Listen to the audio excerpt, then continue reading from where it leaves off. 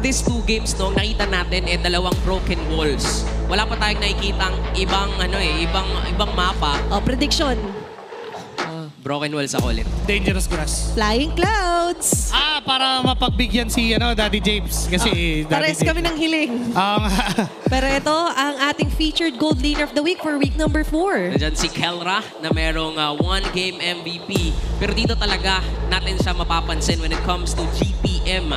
At itong, ano ba to, Joshi Cakes, yung iba pang mga stats? Nandyan yung kanyang KDA. I mean, number 1 pa nga sa KDA itong si King Kong.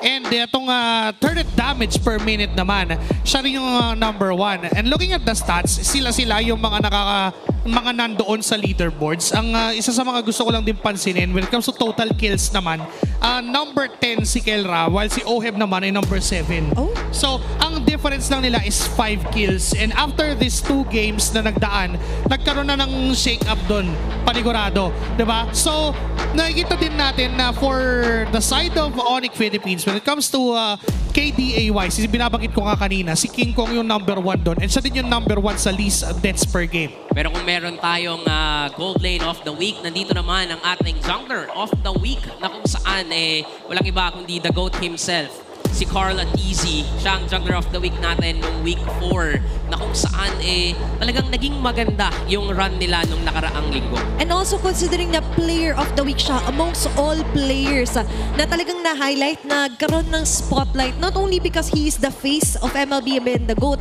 pero nagre-reflect din kasi heavily dito sa stats yung kanyang nai-inflict na damage. Because of all the YSS games na nilaro ni Cartizi, number 1 siya sa 89% kill participation. Remember, isang Mountain Soccer lang considered as an assist yun. So technically, dadagdag yun sa kill participation mo. Pero it really also gives the idea na TLPH is one of those teams na nag-revolve talaga yung ikot doon sa jungle pattern ng kanilang jungle. Kasi ano na din parang it gives a lot of, sabihin na natin, participation doon sa jungle plus yung space na binibigay na sa gold lane. That explains na bakit din laging nasa reach guy itong si Oheb because ng mga nakukuha niyang space and time para kunin yung farm niya, okay na hindi siya ginagalaw kung ikaw yung TLPH. Kaya nung nakita natin kanina sa game number 2 na nasa shutdown at checkmate si Carl TC, tila ba nahirapan talaga ang team Liquid PH. Pero going para sa drafting na kung saan red side ang pinili ng TLPH, ano kayang mapa?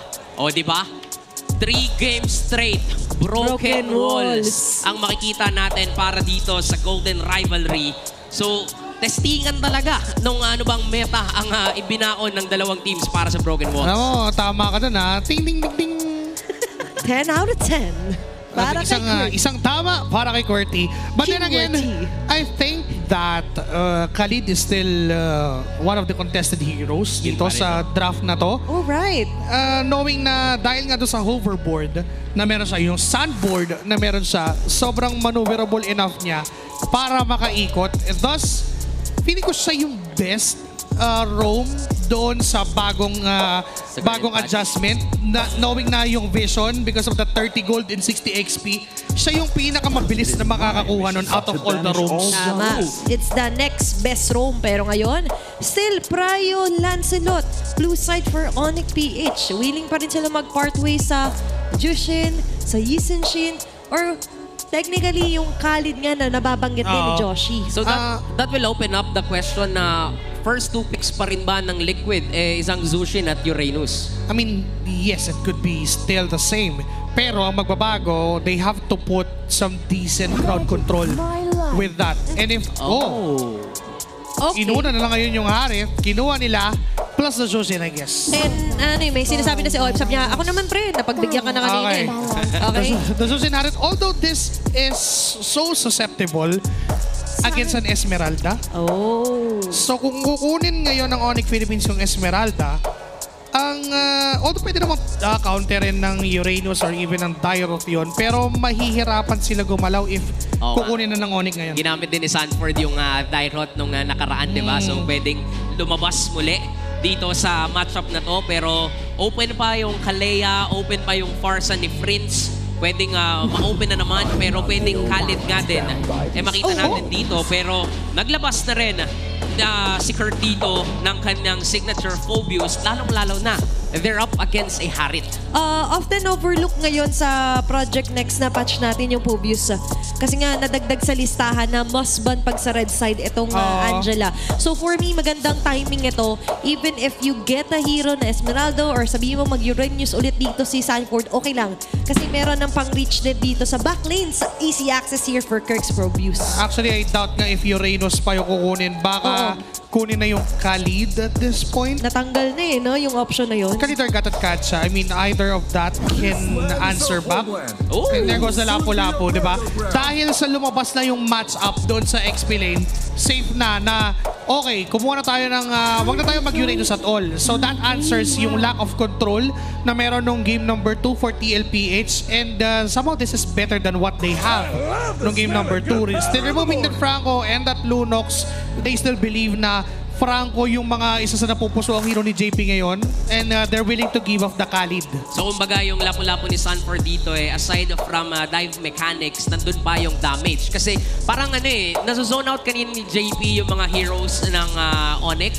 Ang kaso lang, hindi nila napapatay. Laging nabubuhay yung mga heroes ng Onyx PH. Meanwhile, I love the respect for that Kalea, pati sa isang Franco. Literal na ayaw nilang magpaset dito. Pero anong last ban for Onyx? If they can spot on the Hylos, parang mas okay yun. Kasi I can feel like TLPH will go for that. Magandang angulo, no? Hylos Jushin, medyo... Yung Isunchin, hindi na nila pinapansin Oo, hindi naman nagganon kataas yung value ng Isunchin. Considering na nasagot naman na nung Farsa, Phobius and nung Lancelot. So, okay lang na ibigay pa yon for Carl TZ. But I doubt na kukunin pa ulit. Or they can if maglalabas sila ng Hylos sa last pick para mas ma-amplify yung bilis ng re-engagement nila. Okay. So, hindi nga nila pinansin yung Yisenshin, pero mas pinansin nila dito yung Hayabusa na pwede nga sumabay. And you would want a sassy hero here for Carl TZ na pwede umabot sa Farsa. Dahil ito nga yung nagpasakit ng ulo, technically, nung game number 2 natin. So, going back, is it going to be another Yisenshin para dito sa TLPH? Pero before that, syempre, hero din kay JP ang ating iniisip din dito. Could they go on the route of a support din kung sakali? Kaso baka kapusin sila sa sustain, no? Medyo mag-Fredrin pa si Carl, no? Kaso lang, ang hirap kasi sa Fredrin, merong Farsa. Di ba? Mapupoke lang kayo ng mapupoke. And even Phobius, I mean, maraming dash yung Fredrin. So, ma-amplify mo lang din yung Phobius. Plus, objective guarantee, medyo against sa Lancelot, mahirap. Ang sobrang taas ng conditions to beat. Gatot Katsa. So they went for the Gatot Katsa. I mean, tulad naman ng Hylos, it has better crowd control, it has better babad factor. Diba? Pwede mag-revitalize si JP at this point. Dahil pwede niyang talunan yung Farsa, which by the way is the problem ng game number 2. So with the Lapu-Lapu and the Gatot Katsa, yung zone na ginagawa nila ba, the Khalid Uranus kanina, mapapabilis ngayon kasi kayang patayin agad ni Sanford. So parang si Super Prince na naman, yung gusto nilang i-checkmate dito sa laban. Kasi kitang-kita naman natin once Prince is free, lagi siyang nagkakaroon na nakakapag-impose ng malaking threat against his opponents. So ngayon, na for the last 2 picks para sa Onyx PH, wala pang hero si Kelras, there's Brusco. There goes the Bruno as well. Okay, sila pala yung iniisip ko na pwede sana dito kay Daddy JP nga na support room. So with the Matilda playing, parang medyo worry ako sa layer dito ng Onyx PH, to put it that way. Well, we saw this during match number 1, the Matilda Bruno concept. Diba? From AP Bren, it really is good. You would give a lot of survivability for the Bruno. And also may Phobius ka. Pwede nilang i-replicate yung Esme Matilda kanina na pasok-labas na Falling Star Moon na guiding win. May Phobius ka ngayon na pwede mag-Dark Wave or tumalon inside. Yep. And still, usage for Carl TZ for the macro. They have to address that against Onyx Philippines right now. Kasi with that Matilda, hindi ganoon kadali na manghuli. So either way, giving this, putting this YSS onto their lineup might strengthen their macro. Mas may split push mechanic din naman to over the other assassins available. And also, yung vision play, kailangan din dito ng TLPH makita kung nasan ba talaga si Super Prince. Kasi din, aside from Prince, since nandyan na yung Matilda ni Brusco, mas maraming pwedeng surprises na makita tayo dito mula sa Onyx PH. yung mga combo mula sa isang Matilda together with the other lineup na meron ng Onyx PH. Literal na pwede kasi silang makalamang sa early game pa lamang. Lalong-lalo na Yisun Shin, hindi naman basta-basta kayang pumalag sa isang Lancelot when it comes to objective takedown. So kung titignan mo yung lineup dito ng TLPH Ultimate Dependent, masyadong mataas yung dependency nila sa paggamit ng mga ultimate nila. Level 4 is a must na mabilis para dito sa TLPH. For Onyx Philippines naman on the other side, level 2 Onyx Philippines can go online. Yung guiding wind lang ng Matilda plus yung first skill niya, look at JP earning 60 gold, earning 30 gold and 60 XP doon sa pagkita niya kay King Kong. Umapaldo agad yung mga roamers natin, just giving vision. Nakikita nila yung kalaban, nakakakuha na sila ng gold. Diba? Mas mayaman pa nga ngayon si JP kaysa kay Carl TZ kasi si Carl, kumukuha pa lang siya ng kanyang buff doon sa purple. At nakikita natin dito how the teams are maximizing yung patch natin ngayon. Literal na nakakita tayo ng mga galawan na pwede niyong kayahin sa rank games. And this is what we're expecting na magkakaroon talaga ng change pagdating sa ikot. Specifically, patigday dito sa mga roamers natin. And looking at it, ngayon pa lang sila sasama sa mid laner sila. And as expected, hindi rin naman overall natin expect yung first blood. Not unless meron pang mag-dedicate ng lalim pagdating sa rotation. Well, wala namang both of these teams naman, yung early game Asim ay na-overcome na nila dahil alam din naman nilang heavily punishable kung mag-overextend ka. If you're the Matilda, I mean, you have the best situation right here. Kasi kung lalalim ka, may guiding wind ka naman. May dagdag na shield naman yon. But the thing for Brusco is enough na sa kanya na tulungan lang si Super Friends mag-clear dun sa mid lane. Actually, lamang nga ng level kanina si King Kong in compare with Carl TZ. Pero since nakapag level 4 na rin si Carl, pwedeng maaga tayong makakita ng aksyon. Lalong-lalo na mag-spawn na rin naman in a bit yung Turtle. Pero if we're gonna talk about yung 1v1 match-up ng Bruno as well as ng Harit, parang nahihirapan yata si Oheb sa baba. Ramdam natin no? Kaso mamaya, mas magkakaroon naman ng advantage kung sakali si Oheb. Just enough time for Harit to somehow snowball. Pero balik tayo, first Turtle, na kung saan mas expect natin na sasama na din sila Sanford and even Kirk. Positioning the Turtle in a way na mapapakinabangan din yung broken walls. Pero jumping in agad doon sila Sanford with the Ravens Fighter as well. Kaso nga lang yung dive nila ay mag-equalize ba onto our first blood? Mukhang oo. Yes, sir. Carl TZ will still get the first blood. Meanwhile, yung Turtle naman na makukuha nila King Kong. Uy, pero mayroon pa ring laban dito sa gitna. Si Oheb at si Kelra nagpapayaman na agad yung mga gold laners natin. Team Liquid PH, nakita natin na even though nakuhanan sila ng Turtle, kumuha at bumawi sila ng isang kill. Good zone coming in from Kirk. Hindi nakalapit ulit si Carl TZ doon sa objective. Pero yung move naman ni Carl TZ, sobrang fade away nun. Nagbato lang siya ng Mountain Sucker, yung bangka, tapos umalis na siya. Sa kanya pa yung kill. Parang kumobi, no? Kobe. Kumobi lang literal na hanggang dito sa Land of Tony, gumagalaw pa rin. Meanwhile, King Kong, maganda yung invasion niya. Nakakuha siya ng orange buff, hindi siya namatay, nakasurvive siya kay Sanford. Oo nga nakita natin dito na numanakaw na rin si King Kong. Gumagawa sila ng one step ahead para mas makalamang dito against a Team Liquid PH. And the good thing is, nakita siya ni Sanford. Ang kaso nga lang hindi naman nila napigilan si King Kong.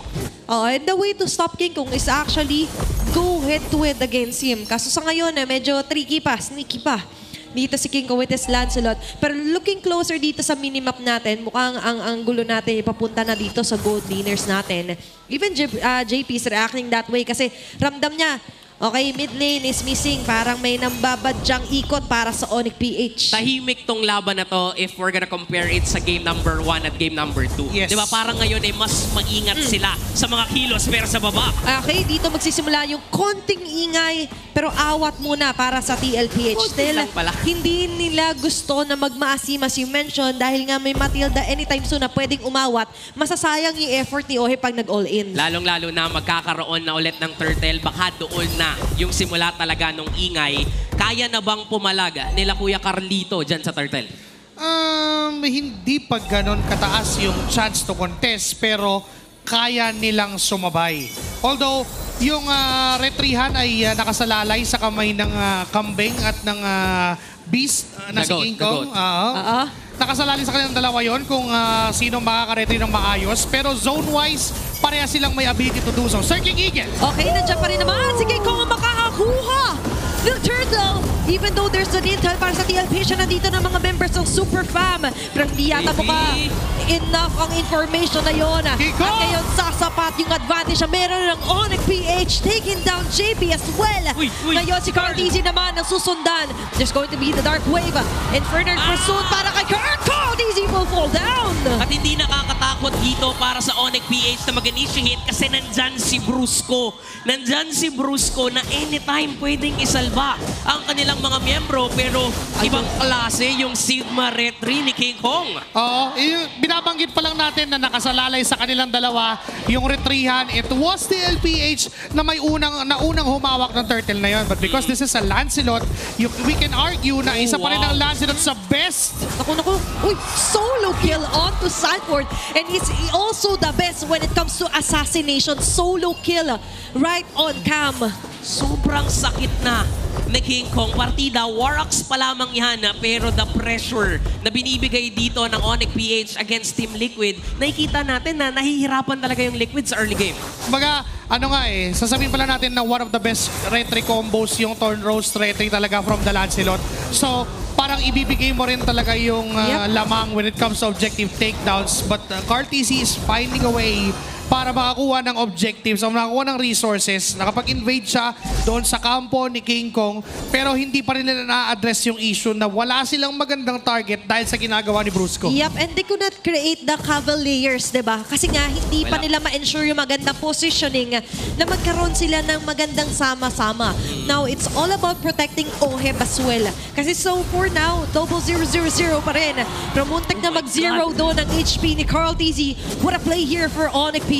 Di ba nga sila tapos dito kasi lalaban pa rin Sanford against Kirk. Pero since nandyan si Brusco, matik parang wala din namang mangyayari dyan. So nakikita natin na alam ng Onyx kung paano ko kontrolin tong laban na to. Yung kakulangan sa crowd control ng Team Liquid, yun ang minamaximize and tinitake advantage nila now that the turtle is up once again. Mukhang hindi na naman makakapag-contest ang Team Liquid kasi si Prince na mismo nagzo-zone out ng mga miyembro ng Cavalry. And imagine using the Zaman Force just to escape onto the hands of Super Friends. At ngayon yung Mountain Shocker gagamitin ni Carl TZ. He knows there's an incoming damage and as well as danger. Pero he can do nothing but stare down. The Super Friends takes him as well. Turtle, take on to Carl Daisy. Best of both worlds para sa Onyx PH. Sabi ko, delikado si Kelra, mali, delikado si Carl. Doon sa nangyari na yun, dahil 3 members ng Onyx Philippines yung nagabang sa kanya, and really is a good pick of coming in from the Super Fam. Yep. Not just that, hindi nila masagot yung ginagawa ni Super Friends na artillery doon sa kanyang feathered airstrike. It is because pinipreoccupy nila si JP at si Sanford, even Oheb falls down. Okay, kakasabi ko pa lang na pwede pa yung isa ngayon na mapipilitan na mag-back away doon sila Sanford. But speaking of Super Friends, what a play, what a position for his feathered airstrike. Tsaka nakikita natin dito, no, hindi nag-aalangan si Kirk mag-initiate, gamitan ng flicker niya kasi alam niyang nandyan naman si Brusco para i-save siya. Inside the turret yan and now ganun na naman yata yung gagawin nila against Cavalry. Naku, tinamaan ng Dark Wave dito si Sanji. Who's going to be chased down. Naalatag yung feathered airstrike pero hindi mamamaximize dito ni Super Friends. Kabilang banda na makakasayaw dito si Oheb. This is what we're talking about. Proper layer na mapagsama-sama yung tamang ingredients. And that's the first time na nakabawi ang TLPH dahil nakita na ni Sanford kung nasan si Super Friends. Kanina kasi, ang nangyayari, pinipreoccupy nila si JP na merong ibang kaharap, si Sanford na magamit na agad yung Bravest Fighter para libre na yung feathered airstrike mula kay Super Friends. But the moment na wala pang trabaho sa kamay ni Sanford at that time, nung nakita niya si Super Friends, he was able to dive at napigilan nila na kuha pa nga sila ng kill, na iwan na si Kirk dun sa backlights, na punish na siya ng members ng TLPH. If this will continue, na ganun yung mangyayari na masagot nila yung feathered airstrike, tulad niyan, makakabawi sila. Ay ako, okay, medyo nakakatakot na sitwasyon yun. Napakatapang ni Prince kasi Nagagalaiti, no? Oo, gigil na gigil si Prince. Wala na siyang feathered airstrike. pero nagpaparamdam pa rin siya doon. Pinapakita ni Prince yung presensya niya against Team Liquid. At nakikita natin na kung sabayan, baka kaya nga ng Liquid. Pero laging one step ahead ngayon ang Onyx PH na nakapag-umpisa na nga sila dito sa Lord. At tingnan mo si Kirk, hindi natatakot mag-initiate sa Liquid. Ang laki ng pag-displace dito ng Onyx PH sa mga upcoming or incoming na attacks dito para sa TLPH. Meron na nga yung incoming. Mag-engage si Kirk. Tatanawin na Fernet for Soul. Magandang posisyon para sa Benedict. Nagpapagsakan na ang cavalry dito. Taka na rin si Sanji. Keiko with a double kill. Making it a triple kill. Ngayon si Sanford na lang ang matitira. Here's Kobe with the chase down. Itaas mo na yung kamay mo. Sumuko ka na. Hinahabol ka na nila, Kelra! And that is a clean wipeout na masesecure ng Super Fam. Endable na nga ba ito? Kasi sa ngayon may dala-dala sila ang mga minion wave. Triple Dark Wave coming from Kirk. Enough para kunin yata ang Game 3. Okay? Enough pa naman yung oras. Hindi pa naman ganun katagal yung death timers. Pero may second wave of headache para sa TLPH dahil mamarcha ang Lord sa bandang baba at nakabutas pa ng base ang Onyx PH. Literal na nahihirapan ngayon ng cavalry kasi paulit-ulit nagpapakita dito ang Super Fam. Literal na pinapakita lang nila yung presensya nila. Si King Kong na mismo yung tumatahi dito and si JP na force yung ulti niya para lang mabuhay at kailangan pa munang dumipensa dito ng Liquid. Literal, hindi nila kayang sabayan ngayon ang Super Fam. Onyx Philippines, they can still go for another round. Pag nag-up yung Feathered Airstrike yung Super Fleets, another go time para sa Onyx Philippines. And yun yung plano. The third top lane, yun magiging target. Grabe talaga yung mga Dark Wave attack dito na nanggagaling kay Kirk. Kung kaya naman for TLPH, yung sudden change sa ganong posisyon ay everything talaga. Especially building up the momentum para sana kay Oheb. But still, hindi pa naman na-eliminate ang condition. Pero hindi natin madedenay ng Onyx talagang may advantage sa sitwasyon na to. Lalong-lalo na nga yung mga initiations dito ng Onyx, especially in the presence of Brusco. Sa Matilda na yan, dagdag mo pa yung Feathered Airstrike na yan na mismo yung nagsisimula ng mga laban. Okay, kakasabi pa lang natin. At ngayon, nagsisimula pa rin yung laban para kay JP. AOG out. Hindi kinakaya ng combinations even when revitalize yung Babad. At si Kelra, well, grabe yung katapang niya dito dahil may guiding wind na naman na pang-awat. Nandiyan naman kasi si Brusco. Yun nga. Yun yung idea ng Onyx Philippines. Lahat kayo pwedeng magmalalim. Lahat kayo pwedeng mag-asim dahil nandyan naman si Brusco. Kung meron pang maiipit, ang pinaka-prayo niya, si Kelra. Sige, kung maiipit ka man, ikaw yung pumindot ng guiding wind. And doon napapatunayan na communicated well yung paggamit nila ng Matilda kasi alam nila kung sino yung gagamit every single time.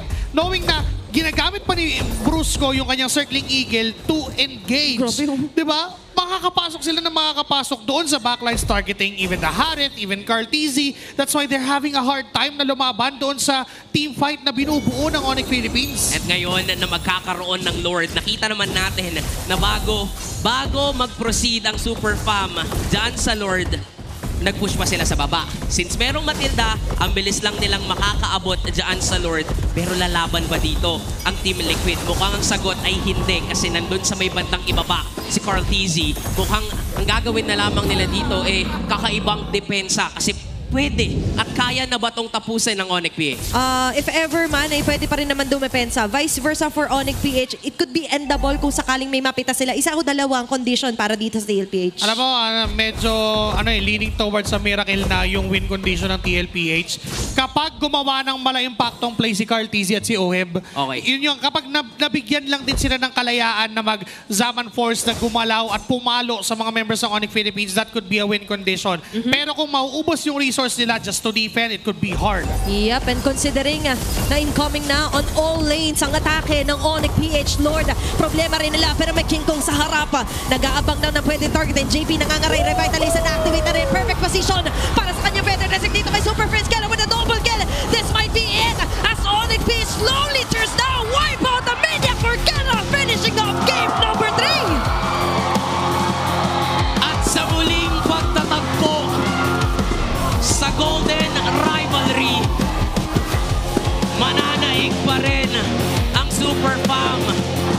Mananaig pa rin ang Onyx PH.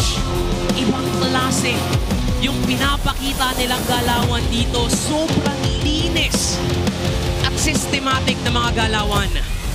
Very wonderful display of how the Matilda, Phobius, Bruno works.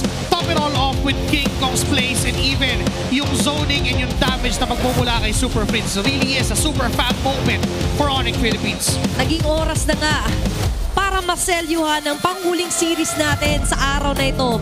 A super fan triple header Saturday at hindi naman tayo nabigo dahil siksik liglig ang mga highlight plays na ating mga nasaksihan. Props pa rin of course sa Team Liquid. Nakita natin yung triple marksman setup nila kanina, gumana. Pero nung Game 2 and Game 3, nakita natin na checkmate sila dito ng Super Fam. And we're really excited to hear ano yung thoughts ng Onyx dito, especially sa bagong patch natin. Parang alam nila kung paano pagaganahin at kung ano yung mga heroes na pipiliin. So kung excited na ako, pili ko excited na rin kayo. Tara, samahan natin ang Onyx PH. Sonics, I want to hear you. What time is it? Here are your winners, Onyx Philippines! My goodness, it went all 3 games. I just want to know, first off, Kelra. Kelra, hello? Man, congratulations not only with this victory, pero dahil nalabas na yung Onyx skin and of course the finals MVP skin. Kukuha ba ang lahat? Kukuha ang lahat? Nakakuha na ba? Nakakuha na, hindi pa. Sino hindi pa? Bibigyan ko. Ay! Ayun na. Naka-live yun ah. Naklip ka na nila, Kelra. Bye. Joke lang. Pero I want to know more about that kasi those are some of your biggest wins para sa ngayon. Gusto ko malaman, how does it feel to have your personal skin na nandun sa laro mismo? Just like what you said in the interview before. Sobrang happy kasi kumbaga yung skin na yun hindi na mabubura sa ML parang forever na siya nandyan. Kaya sobrang happy ko.